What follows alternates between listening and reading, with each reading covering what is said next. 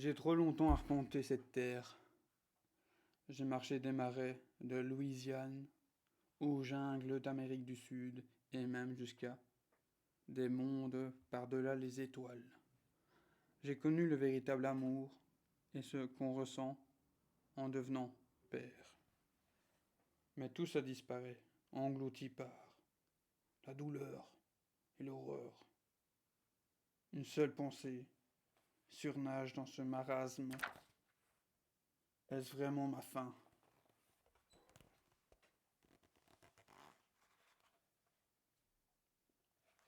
Bonjour, aujourd'hui on se retrouve donc, cher Burzekers, et si tu ne l'es pas encore,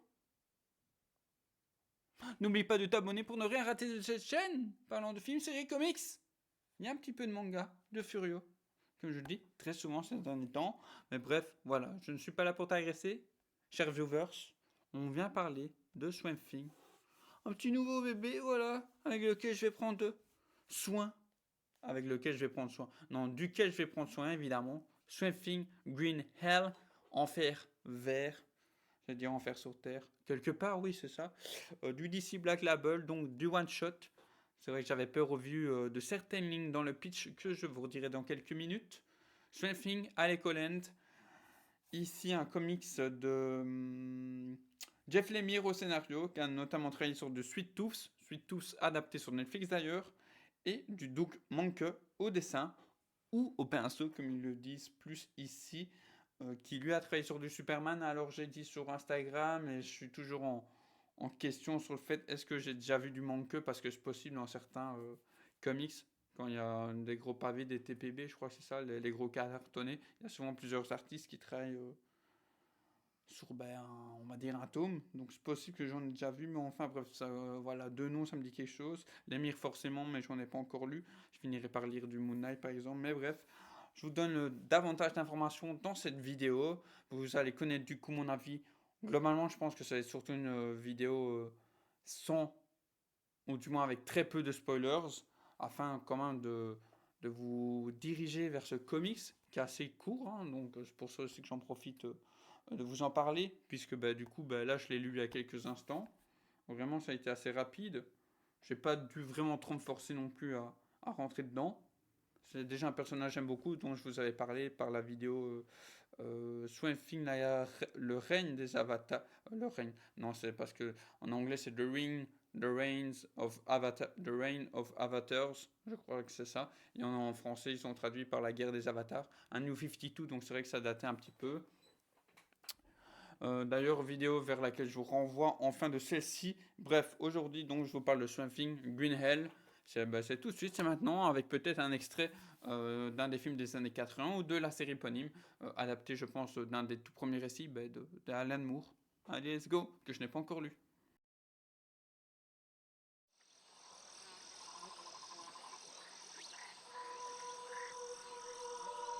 Strange things happen out here in the swamp. Sometimes the man of your dreams turns out to be a monster.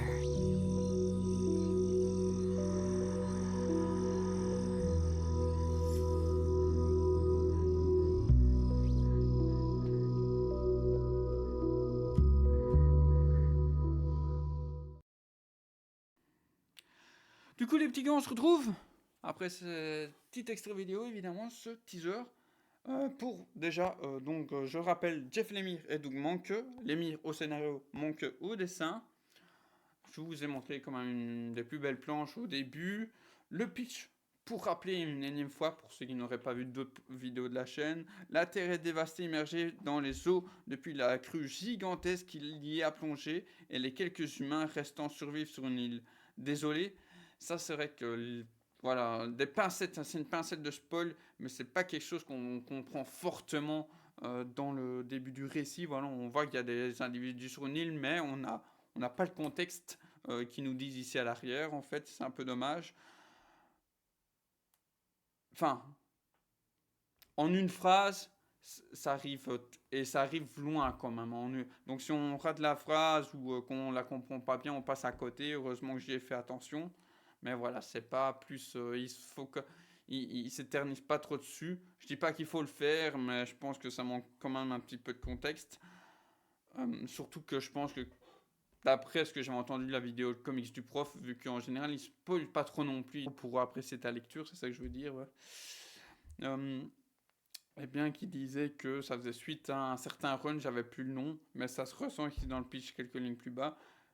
Le Parlement, ben, déjà quand on dit que c'est la suite à le fait que la Terre a été plongée dans une crue gigantesque, le Parlement réunissant, donc la sève c'est en gros l'équivalent de, pour ceux qui ne savent pas, dans ce monde de DC Comics, de la flore, donc tout ce qui est de la végétation terrestre, le sang, donc là, je suis sûr, maintenant que je l'ai lu, je suis moins surpris, surtout de ce que j'avais vu, notamment dans une des vidéos, je crois, de Steven les Dossiers Geeks ou de Landry il n'y a pas longtemps, qui parlait d'Animal Man. Voilà. Ça a peut-être déjà donné des pistes à certains. Et la nécrose, donc ça qu'on retrouve dans le règne des avatars. Hein. Peut-être que ça existait avant, mais voilà, qui a déjà une place dans l'univers de Swamp Thing dès les New 52. Donc ces trois-là ont tranché. Ils unissent leurs pouvoirs pour créer un nouvel avatar, l'un des monstres les plus terrifiants à avoir foulé la Terre. Il est cheaté, mais de là à dire un des plus terrifiants, ouais. Godzilla, comme bon, tant qu'on est dans cette ère-là, cette année, il me reste quand même au-dessus. Mais c'est vrai il est cheaté. Face à une telle créature, toute lutte est inutile. Sauf pour un soldat qui comprend l'ennemi, qui a déjà usé des mêmes tactiques, quelqu'un comme Alec Holland.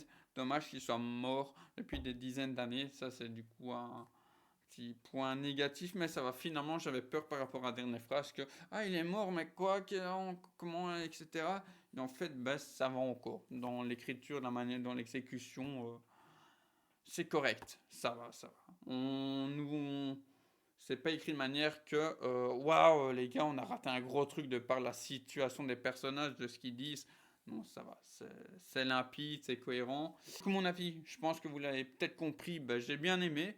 C'est vrai que ben, je peux peut-être passer par mon Twitter, mon Instagram. On va faire ça. Excusez-moi, je prends un peu de temps, je ne pensais pas que j'irais, mais enfin, j'avais un petit peu oublié, c'est vrai. Donc mon Instagram, qu'est-ce que j'avais dit? Si mon profil veut bien sourire.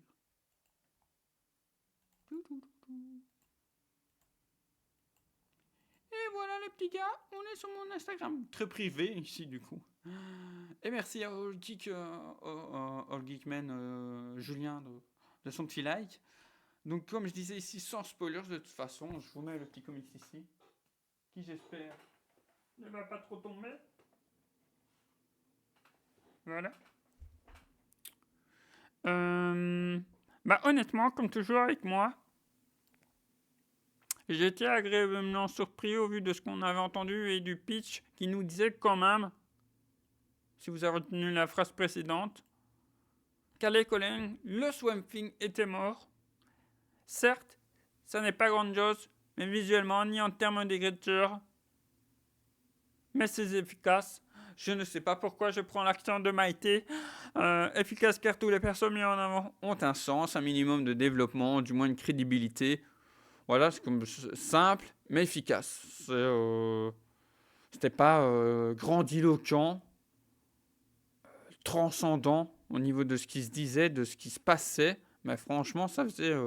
j'y croyais en fait, j'y croyais. La situation, voilà, léger spoil, père-fille, etc. C'est quelque chose quand même qui est très présent dans ce comics. La relation paternelle, enfin père-fille tout simplement. Père-enfant, grosse brute au grand... Ah oui, ça j'ai passé une ligne, pardon. John Constantine reste fidèle à lui-même, grosse brute au grand cœur, tout comme Alec. Oui, parce que vous n'êtes pas sans savoir que John Constantine est très, très, très lié à Alec. Il est dans la plupart de ses aventures et ce n'est pas un mal, hein, finalement. Ils ont un très bon duo. Comme dans beaucoup, ce sont les yin et les yang, quelque part, l'un de l'autre. Ils se complètent bien. Même que tous les deux, comme d'une certaine manière, c'est dit, c'est deux grosses brutes au grand cœur. Découverte du mythe Animal Man, sans vous en dire plus, comme je vous ai dit il y a quelques instants, c'est un personnage dont j'avais jamais entendu parler jusqu'à il y a quelques jours en fait, vraiment. Il y a tellement de personnages aussi en comics, entre autres dans la pop culture, que voilà, on ne sait pas tout savoir non plus. Hein. C'était aussi ce comics sans le savoir de base, hein, c'est pas dit dans le pitch, les autres n'en avaient pas parlé autour de moi pour laisser, je pense, la surprise aussi. Ils ont bien fait. Voilà, premier rapport à Animal Man, et je suis pas déçu non plus parce que le personnage est pas non plus inintéressant. Alors c'est pas transcendant une nouvelle fois, mais il y a des petits éléments comme ça qui sont glissés là par les auteurs, intelligemment par l'édition d'ici pour se dire ah ben j'ai envie d'en lire plus là. Ce personnage-là, pourquoi les lier. Enfin, il y a des petits indices, mais au personnage principal Animal Man, comment elle a eu ses pouvoirs. Voilà, j'essaie de faire attention sur les pronoms pour pas trop spoiler. Mais ouais, voilà, je souhaite en savoir davantage, hein, comme j'ai mis sur Animal Man. Et bien qu'il est toujours mieux, revenons à Swamp Thing, du coup, d'en avoir lu un petit peu en amont, surtout si vous voulez une attache plus forte à Alec Holland, c'est toujours mieux, hein, c'est toujours un plus. Notamment le règne de Swamp Thing que je vous invite vraiment à découvrir, c'est le premier run New 52, où c'est lui qui devient l'avatar à partir de ce moment-là. Hein, donc New 52, milieu des années 2000 pour le commencement. Un personnage, je vais dire, simple et efficace, une nouvelle fois, qui devient un peu un dieu, malgré lui, hein, quelque part, c'est ça. Très cheaté. Ce DC Black Label, donc je rappelle DC Black Label, une version one-shot, des one-shots matures dans l'univers DC, bien que ça l'est déjà de base, hein, DC, mais voilà. Ça, c'est on va dire, un petit label DC où ils peuvent se permettre plus de choses. Sur la créature de Marais fut très sympa. Peut-être aussi car je n'avais jamais lu de l'émir et de Monke, quand je vous le rappelle, au vu que les amis comme Deviant ou encore Comics du Prof disaient un l'émir restreint. Ce que je peux quand même comprendre. C'est vrai que, une nouvelle fois, c'est simple, efficace, mais voilà, ça ne... Waouh! Il n'y a pas de transcendance, je suis pas sorti sur le cul, j'étais pas en mindfuck total, et si c'était le cas, je ne saurais pas vous faire cette vidéo aussi vite, en fait. Bref, je recommande à tout amateur de comics, horreur, drame et de puissants personnages ce petit comics DC Black Label, publié donc forcément par Urban, par chez nous. Alors, pour le petit point spoilers, donc voilà, déjà si vous souhaitez, comme je l'ai dit, pourquoi je me répète, si ça vous a donné envie les petits gars, foncez sur Swamp Thing Green Earl. Je crois que c'est du coup 160 pages, prix UB07. Déjà avec UB07, normalement sur le site d'Urban, vous pouvez déjà avoir la tranche de prix, mais 160 pages, je crois qu'on est autour de entre 15 et 20 euros. Et franchement, je trouve que... Bah ouais, il faut y aller si vous avez le petit budget, la curiosité, allez-y. Et quand vous l'aurez lu, n'hésitez pas à m'en dire plus sur Twitter ou Instagram. Je reste très ouvert à la discussion, au débat, hein, comme vous le savez, je pense. En tout cas, je le redis. Ne spoilez pas dans l'espace commentaire, bien que moi je l'ai lu pour les autres, on ne sait jamais. Et du coup, en spoilers alerte, je le rappelle. Alors, ce sera une très courte partie, hein, parce que vraiment, j'ai pas énormément à spoiler, vu que c'est court. Comme je le disais, sur moi, ça a fonctionné. Parce qu'il y a quand même des petits bémols que j'ai relevés, en tout cas des points que je trouve bizarres. Je vais essayer quand même de le faire dans l'ordre. C'est vrai que j'aurais pu montrer des planches, mais après, c'est pas le dessin le plus beau, quoi. Hein. C'est un dessin qui reste propre à l'univers de Swamp Thing. On n'a pas de grosse originalité en termes de travail des cases, etc. Par contre, on sent quand même le petit côté horrifique avec, on a des cases.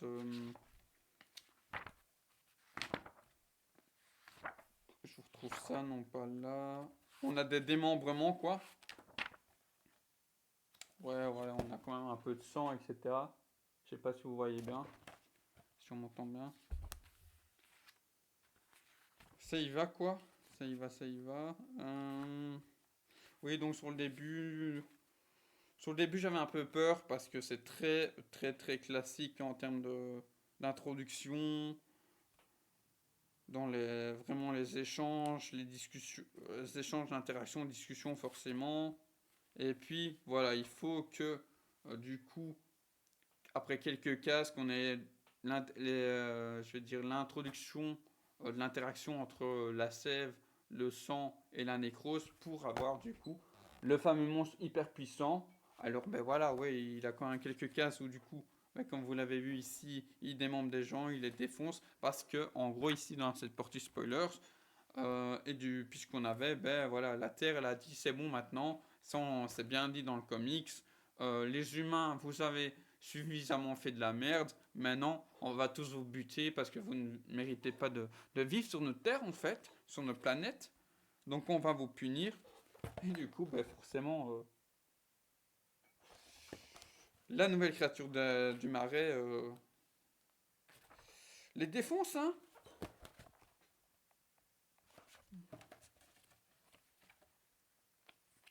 Et Et ça, c'est intelligemment fait quelque part. C'est vrai qu'une nouvelle fois, quand on connaît l'univers, on aurait pu s'y attendre. Ah, j'avais pas vu cette cover, magnifique. Celle-là, c'est vrai qu'elle est magnifique ici. À John Constantine, donc un vieux John Constantine, qui nous ramène donc à Alec, qui était dans une sorte de sanctuaire paradis auprès de sa femme qu'on peut voir dans le règne le règne. Je confonds toujours avec le titre anglais, La guerre des avatars.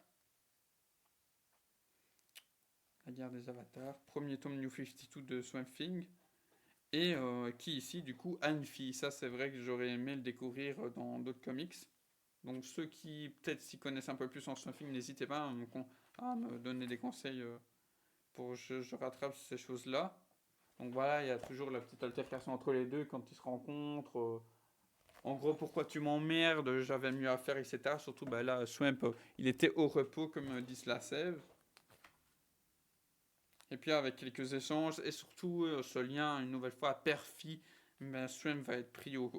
Il n'y a pas besoin d'en faire des caisses, on comprend par la situation que ben, la gamine a réussi à le piquer où il fallait. Et puis ben, Alec reste quand même, même si c'est une créature, un monstre humain,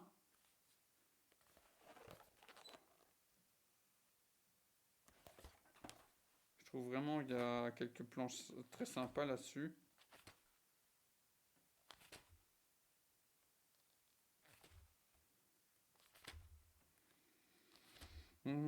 Après voilà, c'est classique, ne vous attendez à rien de fifou dans l'écriture, les trucs et tout. Enfin l'écriture, forcément les échanges entre personnels, mais par contre, voilà. Par moment, du coup, par toutes ces interactions, on peut finir par avoir des genres de planches comme ça, qui peut rappeler des films comme L'Armée des Morts de Zack Snyder, Dawn of the Dead, le premier, hein, début des années 2000. Ça, je vous l'ai déjà montré.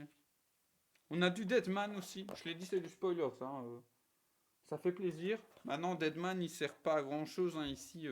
C'est plus, à mon avis, faire un clin d'œil à l'univers.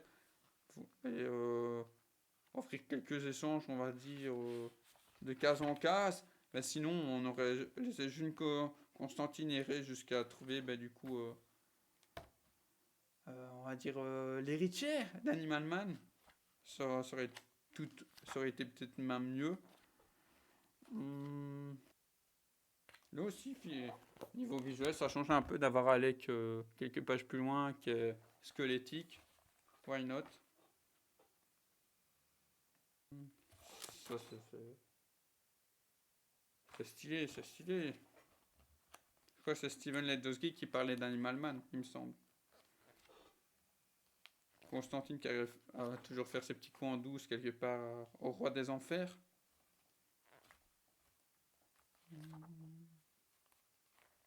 Après, là, c'est un peu le bordel quand même visuellement ici. Ça n'a pas dû être simple à mettre en couleur. Et du coup, Ah ouais, la résolution, je vais quand même pas vous la spoiler quand même. Ce que je veux dire, c'est il y a juste un élément final, du coup, où il y a un personnage qui est mort, et puis la gamine principale, ça laisse comme un sous-entendre ça, qui a des pouvoirs de Swamp Thing. Et ça m'est venu vraiment avant de commencer la vidéo. Je me suis dit, ok, l'ensemble il est bien, simple, efficace, etc. Je vous l'ai déjà dit plusieurs fois. Mais après, tu me fais ça, ça laisse songeur, quoi. Ça laisse songeur. Est-ce que ce Swamp Thing, euh, qui, du coup, en étant devenu un peu le big boss, voilà, sans trop en dire quelque part, vient juste tout simplement mettre des fleurs ou parce qu'elle touche quand même le sol, quoi. Elle touche quand même le sol. Ou est-ce que c'est elle qui est devenue la nouvelle avatar? Et si c'est le cas, surtout avec la phrase finale qu'on a, et la créature du marais, et la créature du marais ne meurt jamais, et puis elle regarde sa main, ça laisse quand même fort sous-entendre que c'est la jeune fille qui est devenue la nouvelle avatar. Et là, pour le coup, même si elle a, parmi les personnages qu'on a vus dans ce comics-là, bien que ce soit celle qui est le plus grand cœur, etc., forcément, de par son enfant, son rapport avec son père et tout, logique en fait. Mais, enfin, elle reste quand même jeune en fait, c'est une gosse. C'est chaud quand même de. Même si Alec surveillera de loin ses activités s'il y a une continuité à ça. Enfin, je trouve. Autant visuellement et on va dire un peu de manière poétique, c'est mignon quoi. Mais sur le fond, sur le fond, je trouve ça maladroit quoi. Donner le plein pouvoir à une gosse, même si elle a un grand cœur, ça risque et péril quoi.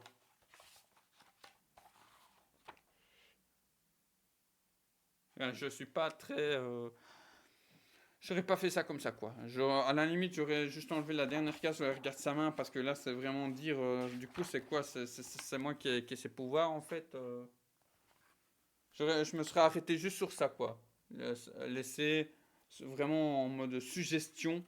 Est-ce que c'est le cas? Est-ce que c'est pas le cas? Est-ce que c'est juste poétique quelque part, etc. Parce que là, du coup, c'est vraiment ça, quoi. Je suis le nouvel. C'est la gosse que le nouvel avatar, quoi. Ça, c'est. Pour moi, c'est une petite maladresse, voilà.